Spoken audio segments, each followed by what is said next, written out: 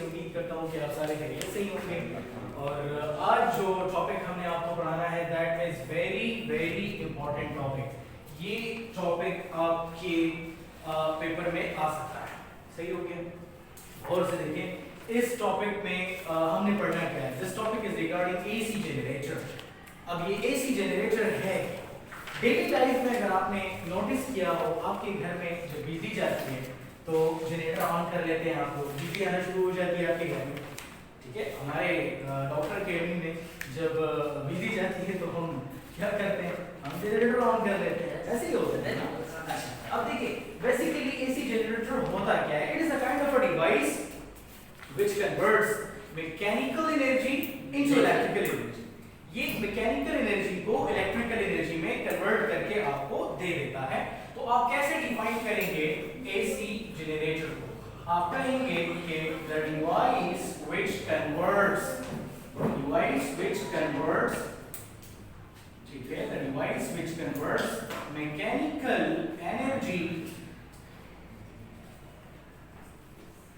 Into electrical energy called AC generator.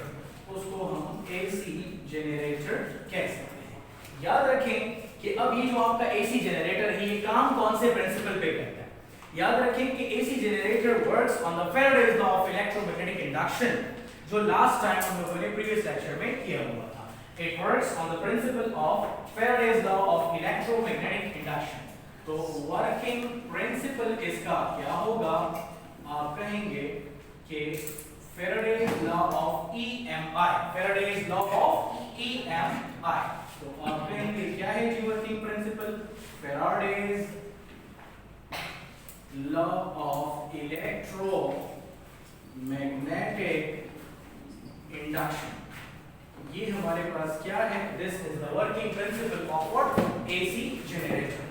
सही हो गया। अब जरा हम देखते हैं कि एसी जनरेटर के अंदर कौन कौन से कंपोनेंट्स मौजूद होते हैं। लेकिन उससे पहले मैं जरा Faraday's law of electromagnetic induction की मैथमेटिकल फॉर्म लिख दूं ताकि आपको याद रहे कि हम लोग करने क्या वाले हैं। That is -n del I divided by del T। ये Faraday's law of electromagnetic induction था जो कि प्रीवियस लेक्चर के अंदर हम लोगों ने बाकायदा इसको डिराइव भी किया हुआ था। अब जरा हम देखते हैं कि कौन कौन से कंस्ट्रक्शन जब भी आप करते हैं एसी जनरेटर के, तो कौन कौन से चीजें एसी जनरेटर को बनाने में या कंस्ट्रक्ट करने में इस्तेमाल होती हैं, ठीक है। सबसे पहली जो चीज होगी that is permanent magnetic field. सबसे पहले हमें क्या चाहिए भाई? Permanent magnetic field, permanent magnetic field, ठीक है, जो कि बार मैग्नेट्स के फॉर्म में हम प्रोवाइड करते हैं। अच्छा, दूसरी चीज है रेक्टेंगुलर कॉइल। रेक्टेंगुलर कॉइल चाहिए होती है हमारे पास। तीसरी चीज अगर या तो डीसी मोटर में हमने स्प्लिट रिंग लगाया था, SPLIT, एक रिंग को से स्प्लिट किया। यहां पर हम उसको स्प्लिट नहीं करेंगे, यहां पर स्लिप रिंग यूज होता है, SLIP, स्लिप रिंग्स। ये एक कंप्लीट इस तरह का रिंग होता है, कंप्लीट रिंग होता है, कंप्लीट रिंग, सही है। अच्छा, इसके बाद हमें क्या चाहिए होता है? इसके बाद हमें कनेक्टिंग वायर्स चाहिए होती हैं, कनेक्टिंग वायर्स, ठीक है। और लास्ट में हमने एक बल्ब लगाया होता है या कोई भी फैन या बल्ब या कोई भी ऐसी चीज जिससे हमें पता लग सके कि ये जो इंड्यूस्ड ईएमएफ प्रोड्यूस हो रहा है वो आपके बल्ब को ग्लो करवाएगा या फैन को चलाएगा या किसी भी चीज को चला के आपको बताएगा, ठीक हो गया। सो ये इसके कुछ कंस्ट्रक्शन वाले पार्ट्स हो गए। आइए हम देखते हैं कि इसकी डायग्राम कैसे होती है या ये डायग्राम वाइज किस तरीके से दिखता है। और से देखिए डायग्राम वाइज अगर आप देखेंगे तो डायग्राम वाइज ये इसकी डायग्रामेटिक इलस्ट्रेशन कर लेते हैं। अगर इसकी डायग्रामेटिक इलस्ट्रेशन को आप देखें सो इसके अंदर हमारे पास सबसे पहले कुछ इस फॉर्म में हमने बार मैग्नेट लगाया होता है, ठीक है, जो कि हमें क्या प्रोवाइड करता है? एक्सटर्नल मैग्नेटिक फील्ड को प्रोवाइड कर रहा होता है। बेटा आपको मालूम है कि external magnetic field lines north से साउथ की तरफ डायरेक्टेड होती हैं, कुछ इस तरीके से जैसा आपको यहाँ पर नजर आ रहा है। सही कह रहा हूँ? यहाँ तक तो कोई मसला नहीं है ना, समझते हैं ना आप लोग? हाँ जी। अब जरा और से देखें आप, देखिए यहाँ पर मैंने एक रेक्टेंगुलर कॉइल इस तरीके से लगा दिया है, कुछ इस फॉर्म में। ये आपके पास रेक्टेंगुलर कॉइल है और ये हमने रेक्टेंगुलर कॉइल लगा दिया है, सही हो गया। अच्छा, अब इसके बाद मैंने यहाँ पर दो slip rings SLIP slip rings लगाए होते हैं इस फॉर्म में। ये एक स्लिप रिंग है और ये दूसरा स्लिप रिंग है। यहाँ तक तो कोई मसला नहीं है ना, गौर से देखिएगा जी। यहाँ पर हमने लगाया होता है कार्बन ब्रश X और यहाँ पर हमने लगाया होता है कार्बन ब्रश Y। अच्छा, इसके बाद हमने क्या किया है, इसके बाद हमने कुछ कनेक्टिंग वायर्स लिए हैं और उस कनेक्टिंग वायर्स के साथ हमने यहाँ पर एक बल्ब अटैच कर दिया है, कुछ इस तरीके से हमने ये बल्ब अटैच कर दिया है।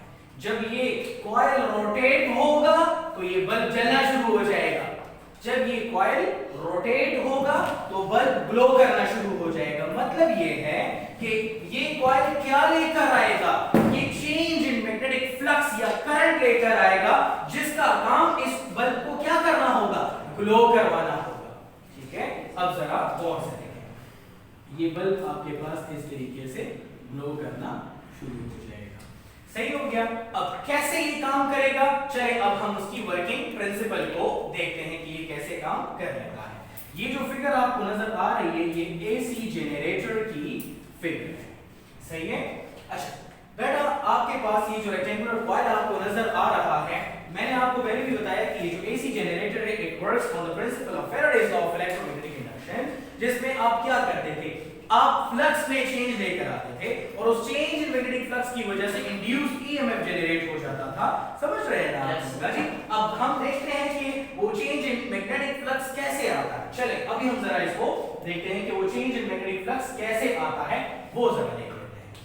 मुझे एक बात बताइए, मैंने जब आपको Faraday's law of electromagnetic induction पढ़ाया था, जो इंड्यूस्ड EMF लास्ट में जनरेट हुआ था, वो इंड्यूस्ड EMF कितने फैक्टर्स पर डिपेंड कर रहा था, 4 फैक्टर्स पर डिपेंड कर रहा था। चले मुझे ये बताइए जरा, मैं इसकी वर्किंग थ्योरी की तरफ आ जाता हूं। वर्किंग थ्योरी, आपके पास एक रेक्टेंगुलर कॉइल है कुछ, ठीक है, आपके पास एक रेक्टेंगुलर कॉइल है कुछ इस तरीके से, ठीक हो गया।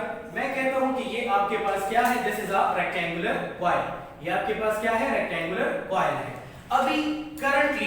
अभी करंटली ये रेक्टेंगुलर कॉइल ऐसे पड़ा हुआ है इस तरीके से। करंटली ये रेक्टेंगुलर कॉइल कैसे पड़ा हुआ है, इस तरीके से पड़ा हुआ है। मैग्नेटिक फील्ड लाइंस आ रही हैं इस तरीके से। एरिया एक्सपोज्ड क्या है, कम है। ये रेक्टेंगुलर कॉइल फिलहाल ऐसे पड़ा हुआ है, रेक्टेंगुलर कॉइल फिलहाल ऐसे पड़ा हुआ है। एरिया एक्सपोज्ड क्या है, कम है। एरिया कम होने की वजह से कम मैग्नेटिक फील्ड लाइन पास होगी, सही कह रहा हूं? जब एरिया कम होगा तो मैग्नेटिक फील्ड लाइन कम पास होगी, सही है। जब एरिया आपने यहां पर कम रखा हुआ है तो मैग्नेटिक फील्ड लाइन इस तरीके से आ रही है, कुछ मैग्नेटिक फील्ड लाइन यहां से पास हो जाएंगी, कुछ पीछे से पास हो जाएंगी, कुछ कॉइल के अंदर से पास हो जाएंगी, सही कह रहा हूं। एरिया कम था इस केस में। कौन से केस में, जब आपके पास कॉइल हॉरिजॉन्टल स्टेट में पड़ा हुआ था। लेकिन जब ये कॉइल इस तरह से 90 रोटेट करेगा तो अब आपके पास एरिया एक्सपोज क्या हो गया, ज्यादा हो गया। देखिए ये एरिया ज्यादा है तो ज्यादा से ज्यादा मैग्नेटिक फील्ड लाइन इस एरिया एक्सपोज से पास होंगे। एरिया ज्यादा होने की वजह से फ्लक्स ज्यादा होगा। जब फ्लक्स ज्यादा होगा तो इंड्यूस्ड EMF ज्यादा होगा। अच्छा, उसके बाद जब दोबारा ये कॉइल इस तरह 90 रोटेट करेगा तो फिर से एरिया कम, फ्लक्स कम। फिर जब 90 रोटेट करेगा तो फिर से एरिया ज्यादा, फ्लक्स ज्यादा इस एरिया से पास होगा। मतलब मेरे कहने का ये है कि जब आपके पास कॉइल हॉरिजॉन्टल पोजीशन में होता है तो एरिया एक्सपोज्ड क्या होता है, कम होता है। लेकिन जब कॉइल इस तरह वर्टिकल पोजीशन में आ जाता है तो एरिया एक्सपोज्ड क्या होता है, ज्यादा होता है। ज्यादा एरिया एक्सपोज होता है जिसकी वजह से ज्यादा मैग्नेटिक फील्ड लाइन पास होते हैं और चेंज इन फ्लक्स आता है, कभी कॉइल हॉरिजॉन्टल होता है, कभी वर्टिकल, फिर कभी हॉरिजॉन्टल, फिर कभी वर्टिकल, हॉरिजॉन्टल वर्टिकल, इसी तरीके से कॉइल रोटेट कर रहा होता है। तो कंटिन्यूअसली आपके पास flux maximum minimum maximum minimum maximum minimum, क्या मैं कहूं कि change in rotation of coil की वजह से चेंज इन मैग्नेटिक फ्लक्स आ रहा है, सही कह रहा हूं? यस। अच्छा, अब जरा गौर से देखिए, तो आप कहेंगे when the coil is in horizontal position, when the coil is in horizontal position, horizontal position, जब आपके पास coil horizontal position में होता है, area exposed of the coil, area exposed of the coil to area exposed of the coil to the magnetic field lines is less होता है, जिसकी वजह से हमारे पास मैग्नेटिक फ्लक्स लेस होता है, due to which magnetic flux is less, जिसकी वजह से मैग्नेटिक फ्लक्स क्या होता है? लेस होता है, सही है। जब कॉइल आपके पास वर्टिकल पोजीशन में आ जाता है तो फिर क्या होता है? जब वर्टिकल पोजीशन में आ जाता है तो एरिया एक्सपोज्ड क्या होता है? ज्यादा होता है, सही है। तो आप कहेंगे when the rectangular coil is in vertical position, ठीक है, जब आपके पास कॉइल वर्टिकल पोजीशन में होगा, ठीक है, the area exposed of the coil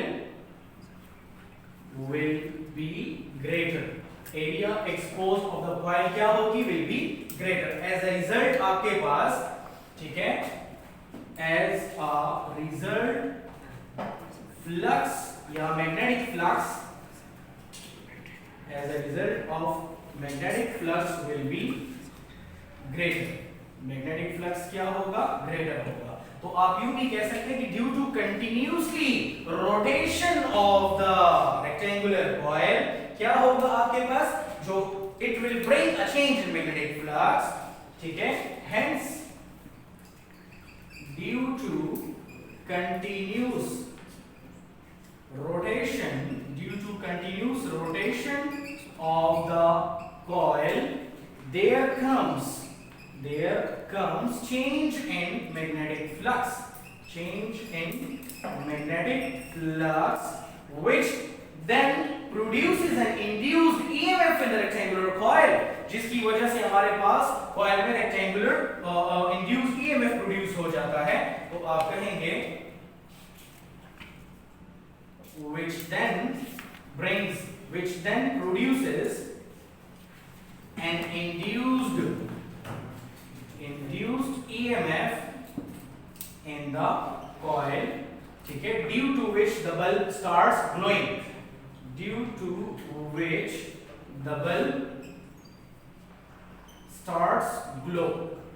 जिसकी वजह से बल्ब क्या करना शुरू हो जाता है? ग्लो करना शुरू हो जाता है, शाइन करना शुरू हो जाता है। याद रखिएगा, आपके पास आपने क्या किया? कॉइल को आपने रोटेट करवाया, उस कॉइल के रोटेशन की वजह से आप बेसिकली चेंज इन करंट ला रहे थे या चेंज इन मैग्नेटिक फ्लक्स ला रहे थे। एज ए रिजल्ट आपके पास कॉइल में इंड्यूस्ड ईएमएफ जनरेट हो रहा था, और उस इंड्यूस्ड ईएमएफ का काम क्या था कि वो जो इंड्यूस्ड ईएमएफ प्रोड्यूस होगा वो इस बल्ब को क्या करवाएगा? ग्लो करवाएगा। सही हो गया। So this was all about AC generator. याद रखें, इस एसी जनरेटर में हमारे पास बाकी चीजें सेम होती है। यहाँ पर करंट अपवर्ड ट्रेवल कर रहा है, यहाँ पर इस तरीके से ट्रेवल कर रहा है, यहाँ पर इस तरीके से, और यहाँ पर इस तरीके से। और यहाँ पर जो फील्ड है वो हमारे पास बेसिकली इनवर्ड फील्ड था, जो कि हमने प्रीवियस लेक्चर में डिस्कस किया हुआ था। फील्ड हमारे पास मैग्नेटिक फोर्स जो एक्सर्ट हो रहा है इस साइड के ऊपर, that is inward force. Dot का मतलब इनवर्ड फोर्स। हमारे पास जो फोर्स लग रहा है इस साइड पर इनवर्ड है, और इस साइड पे हमारे पास आउटवर्ड फोर्स जो है वो एक्सर्ट हो रहा है। यहाँ पर फोर्स क्या है? That is outward. सही हो गया। यहाँ पर फोर्स क्या है भाई? आउटवर्ड है। क्रॉस को मैंने किससे रिप्रेजेंट कर दिया? Outward force. ठीक है, क्रॉस को हमने किससे रिप्रेजेंट किया, आउटवर्ड फोर्स के साथ। यहां पर जो आपके पास फोर्स एक्सर्ट हो रहा है दैट इज ILB, यहां पर जो फोर्स एक्सर्ट हो रहा है माइनस ILB, यहां पर जो फोर्स एक्सर्ट हो रहा है वो क्या है, जीरो है। समझ आ रही है, कॉइल आपके पास कपल की वजह से रोटेट कर रहा है, या आप यूं भी कह सकते हैं कि चेंज इन मैग्नेटिक फ्लक्स आपके पास आ रहा है और कॉइल कंटिन्यूअसली क्या कर रहा है, रोटेट कर रहा है। So this was all about working theory of AC generator. सही हो गया जी सर। ये डीसी जनरेटर में हम इसको वोल्टेज सोर्स से कनेक्ट करते थे, इधर सर तो वोल्टेज सोर्स में नहीं सर। यस, अगर आपको याद हो कल आपने एक मैकेनिज्म पढ़ा था जिसमें वोल्टेज सोर्स की जरूरत नहीं थी, that was Faraday's law of electromagnetic induction. वो एक ऐसा मैकेनिज्म है जिसमें वोल्टेज सोर्स के बगैर इंड्यूस्ड ईएमएफ आप प्रोड्यूस करवा सकते हैं। ठीक है, सो अच्छा, तो ये हो गया। अब जरा और से देखें, सो ये हमारा आज का लेक्चर था। ठीक है, उम्मीद करता हूं कि आपको पसंद आया होगा। लास्ट में आपने क्या करना है जी, आपने हमारे चैनल को लाइक करना है, सब्सक्राइब करना है और अपने सर्कल के अंदर आपने उसको शेयर भी करना होगा। ठीक है, और अपने वैल्यूएबल कमेंट्स जो है आपने इसके ऊपर हमारे कोई भी सजेशन हो, कोई भी बात आप शेयर करना चाहते हैं, स्क्रीन के ऊपर, बोर्ड के ऊपर भी आपको मेरा व्हाट्सएप नंबर नजर आ रहा होगा। ठीक है, तो आप डायरेक्ट मुझसे रब्ता कर सकते हैं। हमारा फेसबुक पेज भी है, आप फेसबुक पेज के ऊपर जाए, वहां सर्च बार के ऊपर टाइप करें Sheroz Abdullah Hyderabad home tuition service के नाम से, या आप सिर्फ डॉक्टर शेरोज अब्दुल्ला भी लिख लीजिएगा तो मेरा पेज आपको नजर आ जाएगा। ठीक है, उम्मीद करता हूं कि आज का लेक्चर आपको पसंद आया होगा। थैंक फॉर वॉचिंग, अल्लाह हाफिज़।